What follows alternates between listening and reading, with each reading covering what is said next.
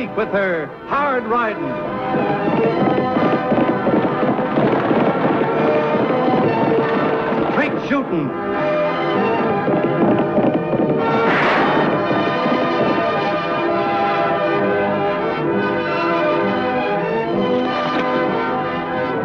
And suspense.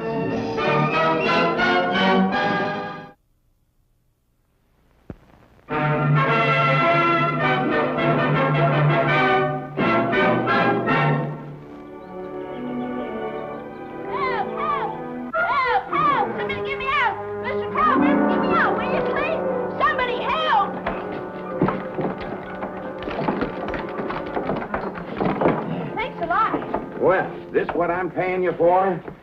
Practicing circus stunts? Gosh, Mr. Calvert, I'm sorry. And ruining my harness? But, Mr. Calvert, the chair slipped and I sort of just caught myself. You ought to be ashamed of yourself, Tag Oakley. Playing. When I hired you to clean and polish the saddles and other gear. But I have, Mr. Calvert, I have. Sure. Look, I did this one, and that one over there. What the hell? Here. Gee, thanks a lot. Here's another 15 cents for doing a nice job. Gee, you were only joshing. Of course. Say, are there any other chores you want me to do, like cleaning up the yard or something? The yard? Uh-huh. Are you admitting you didn't do a good job yesterday cleaning up the yard? Oh, that's right, I did do it yesterday. Of course it was a good job. Do you want me to whitewash your stalls? It's worth 50 cents, but I'll do it for a quarter. Some other time, Tag. Gee, thanks a lot, Mr. Calvert. That's real nice of you. Hi, Mr. Calvert. Hi. Is the Tag in there? Yes, he is. Thanks a lot. Hi, Johnny. Hi, Tag. How'd you make out today? Not too good.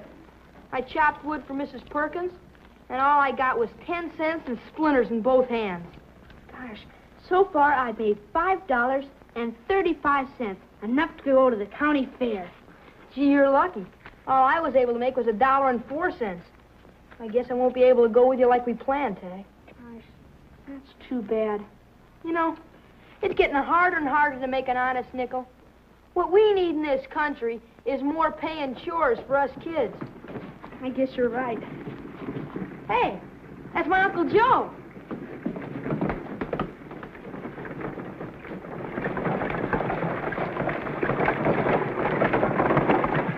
Hey, Calvert. Where are you going, Uncle Joe? Saddle Hill, Johnny. Can I go with you? Hello, Dixon. Hello, You call Calvert. me? Yes, looks like I need a new hub and a couple of new spokes. You can have it ready for me by the time I get back from Saddle Hill? I don't see why not. Good. Say, I'm going to need a horse. Well, take mine. He needs a little exercise. Well, thanks.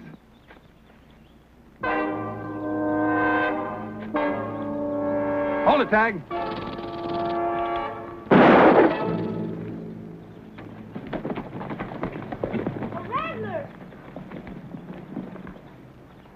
What's going on? Who fired that shot?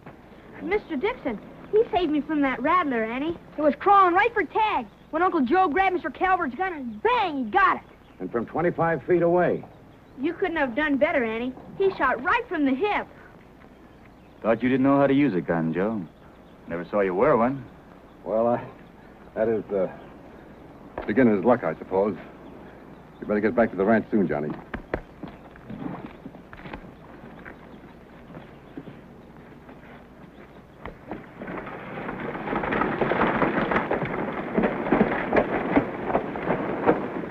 You ever seen your uncle use a gun before, Johnny? No, I haven't. He won't even keep one around the ranch.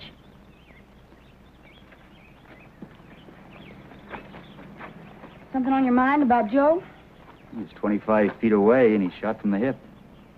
So? So, when a man who doesn't wear a gun shoots like that, I figure it's time to learn a little more about him.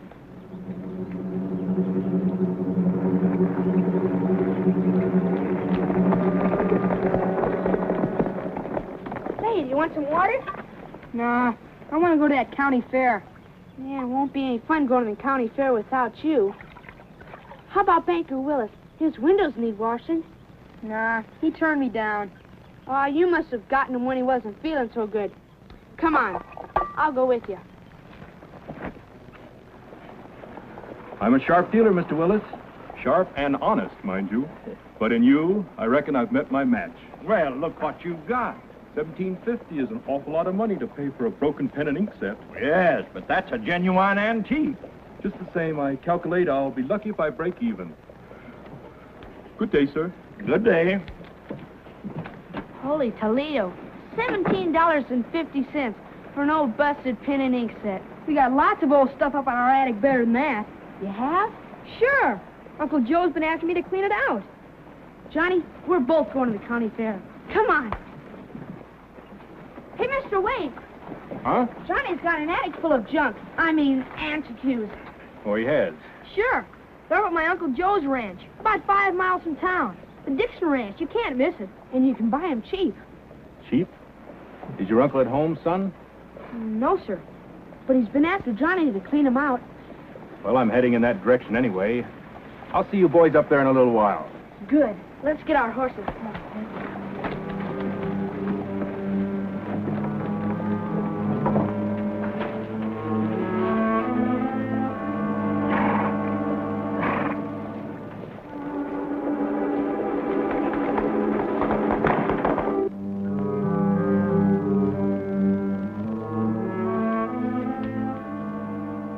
What are you doing, Lofty? Writing? Yes, I know, but are you checking up on Joe with the state authorities? Mm-hmm. Well, if you ask me, you're wasting your time. Maybe. It's my duty as deputy to see if he's a wanted man. We do that very nicely together, don't we? Oh, Lofty, after all, Joe's our friend, and we've got to trust our friends. You know, Annie, being a woman, you sometimes let sentiment blind your better judgment. And you, being a man, must always keep your mind open to suspicion. It's my job, Annie. You know that. Oh, well.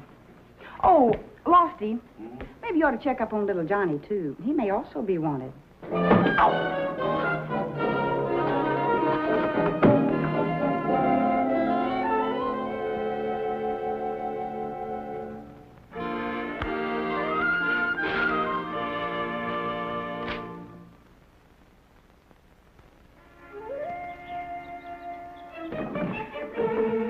Here's a talking machine that antique buyer might like.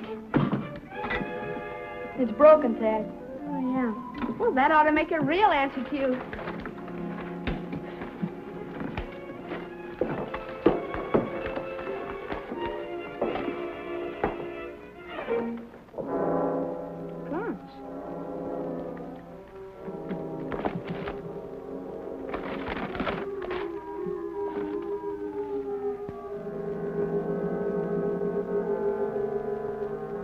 Outlaw and a deputy were slain yesterday, and another desperado captured, when officers thwarted off an attempted bank robbery today.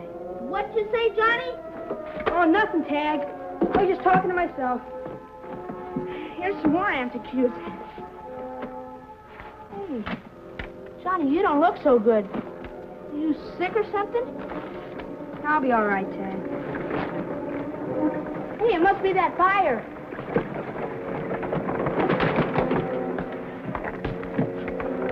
It's him, Johnny. Come on, let's get downstairs. Right away. Hurry up, Johnny. We haven't got all day.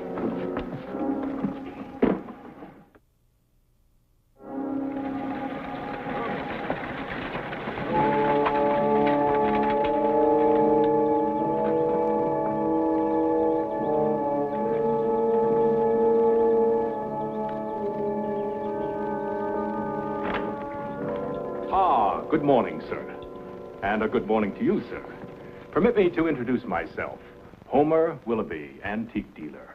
Could I interest you in either any buying or selling? I'd go on the stage if I could put on the act you do. Well, how'd it work this time? Well, just the same as usual. I invested $17.50, and we're going to have plenty of dividends. Now, here's the layout of the bank. Here's the vault, the cashier's cage, and the office. All right, boys, it's up to you.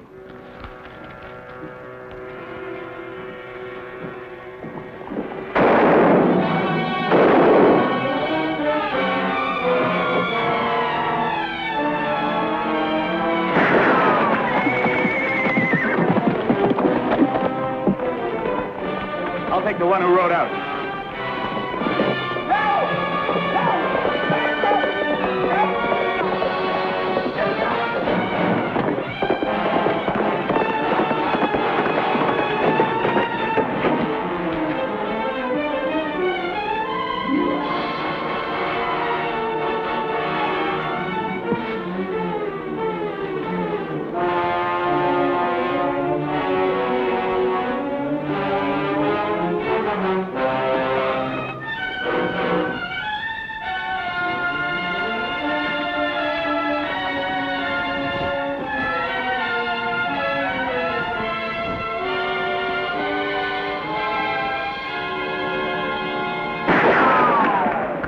Get up, mister.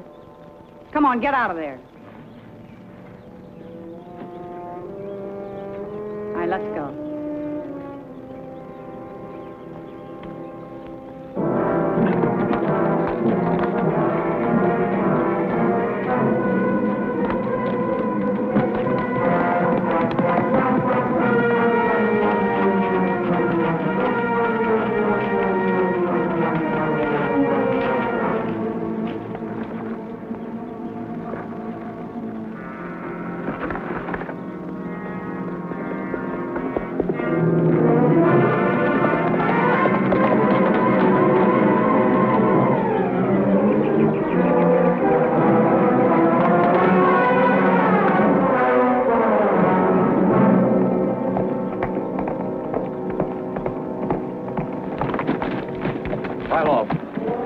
Anything worth taking, mister? You've got enough. Come on, climb down. Take off your coat and your hat.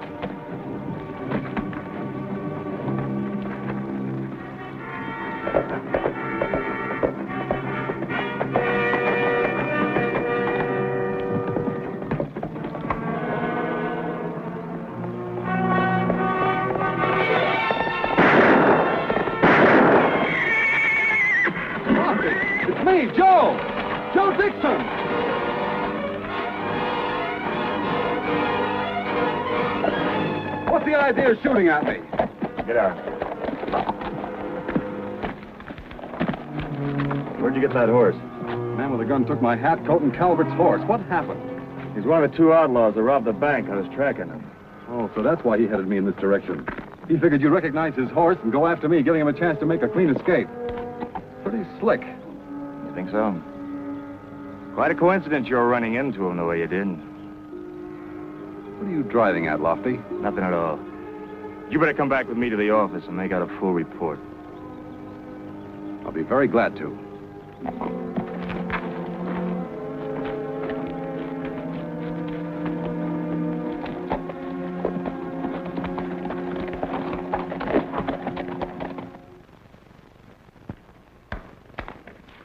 There's your report.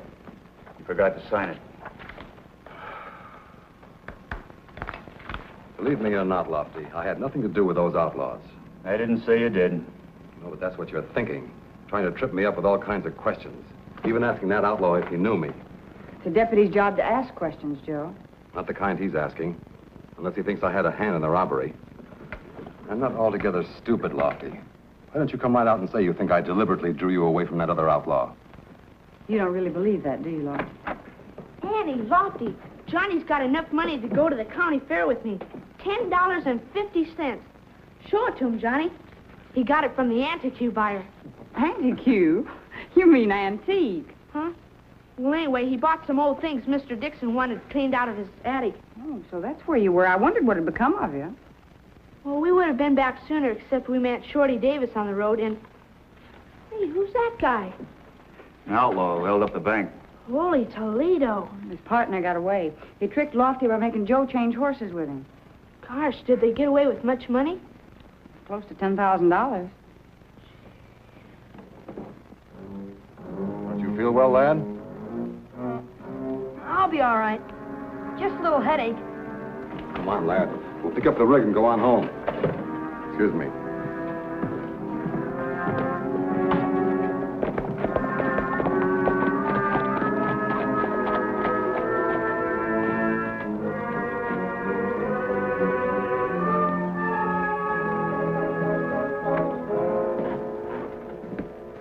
sure took your time getting back here. Where's the bank money? I ain't got it. Idaho has. Did he turn it over to you? I got news for you. Idaho's in jail. What? When you two failed to return here soon enough, I figured something was wrong, so I went back into town and checked. Well, didn't he have the money on him when they grabbed him? No. He must have hid it somewhere. And wherever he hid it, we've got to find it, and we've got to get Idaho out of jail. That's going to take some tall doing. I don't think so, Hardy. It just so happens that among the antiques I've collected, I have a set of skeleton keys that'll open any door. And when the sheriff's young nephew, Tag, is busy selling me some junk, you'll be springing Idaho. Yeah? What about that girl and the deputy? What'll they be doing? They'll be out looking for you. I'll arrange that small detail.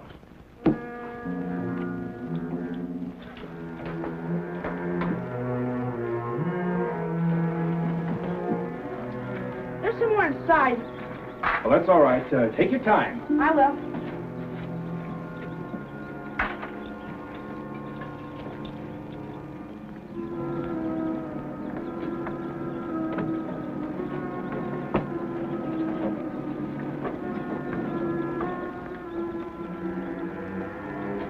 I looked everywhere inside, but this is all I could find, Mr. Willoughby.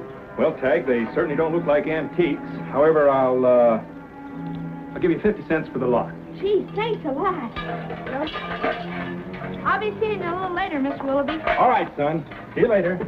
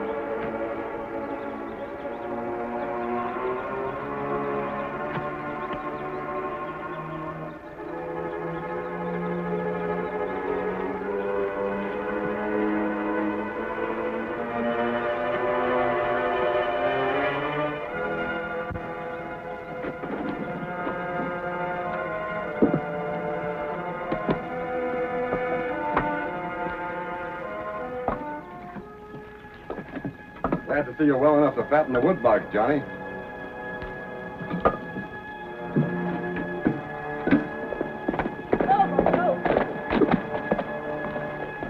Hi, Johnny. Hi. What's the matter? You still got that headache of yours? No, it's worse than that.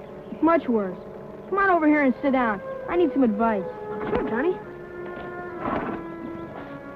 What's the trouble? Well, suppose you like someone very much. You trusted him with your own life. And then something happened to make you think he was no good. What would you do, Tag? Well, Johnny, that's something a fella's got to decide for himself. But Annie always says to keep on trusting your friends until you're dead sure about them. But if you think you've got troubles, listen to this. That outlaw Idaho broke out of jail a little while ago, and it was all my fault, too. Broke out, huh? Uh-huh. Annie and Lofty are out looking for him now.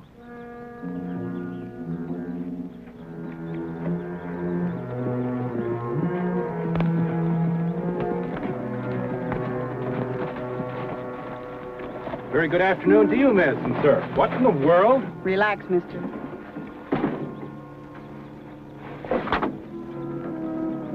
Sorry to have bothered you, mister. We're looking for an escaped outlaw. We just thought he might have hidden in your wagon while you were busy someplace else. Oh, I quite understand, miss. I hope you apprehend the rascal.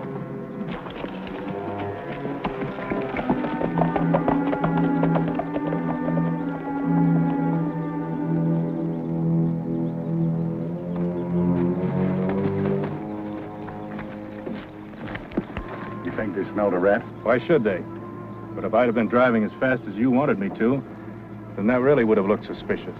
Well, we don't have to keep on crawling, do we? We're only a mile from the Dixon place. Patience is not only a virtue, but a safeguard. Remember that. Climb in.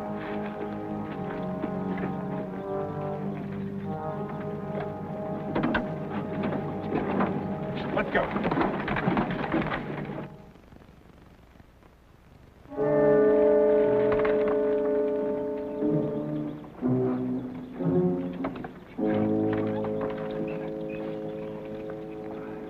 Hi, Mr. Willoughby. Hello, Tag and Johnny. Ah, you must be Uncle Joe. That's right, sir. Pleasure to meet you, sir. Thank you. I don't recall you passing me on the road, Tag.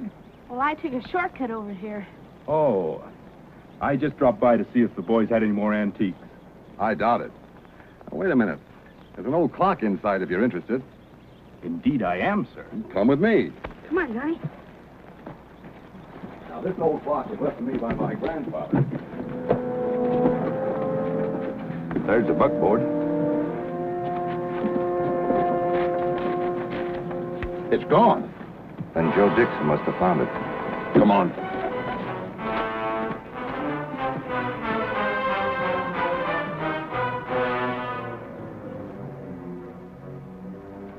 Frankly, I'll be lucky to break even. Hold it. You again. What do you want this time, my shirt? We'll take that bank loot, smart guy. And don't tell us you didn't find it tied under your rig. I didn't. Well, this is an outrage. Shut up. I won't shut up. This is... Hand it over, Dixon. You won't live to spend a cent of it. He didn't find it. I did. It's buried out there in the wood pile. Watch him. Why didn't you tell me about this, Johnny? I couldn't tell anybody. I thought that you were mixed up in the robbery. Now, where on earth did you get that idea? In an old trunk. Up in the attic. Oh. I got it.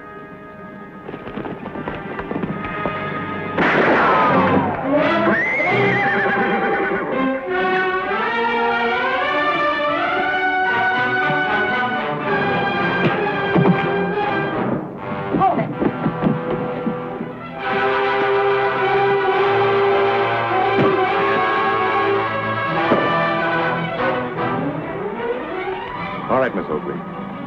Throw your gun away. Far away. Now back up.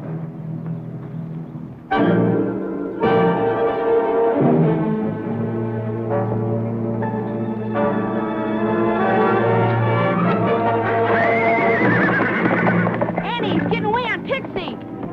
Back up, Pixie. Back up.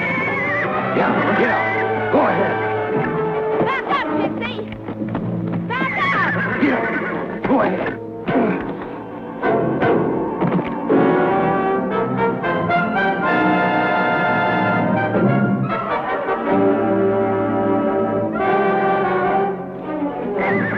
Ride, mister? All right, get down. Pixie, you get a whole bushel of carrots for this. What a day. But all this excitement has been too much for me. I think I'd better see my doctor. Wait a minute. All you're going to see is the inside of a cell. Just like your two friends here. My friends? Why, that's absolutely outrageous. I think you're wrong, Lofty. He stood up to him and let him punch him right in the face. That's right. It's just a cover-up act, Tag. He's really the brains of the outfit. You know, Mr. Willoughby, it's amazing. All of you clever crooks always forget one little detail. You forgot a wagon leaves tracks you can follow. And when we found no one inside, out in the road, we let you think you were absolutely in the clear. All right, all of you, pile in the wagon. It was my first and only crime. And when I learned the deputy had died, I swore I'd never wear a gun again. That deputy was your father, Johnny. I'm not your real uncle. When I got out of prison, I learned that you'd been left with folks who really didn't want you. They let me have you very gladly. You were only 4 then. I made up my mind that I'd do my best to take your father's place. Well, that's it, Johnny. I don't suppose you'll want to stay with me now. But there's one thing I am certain of. I wasn't the man who shot your father. You must believe that. I do believe you, Uncle Joe. Thanks, Johnny. Hey, quit it, Uncle Joe. You're breaking my ribs.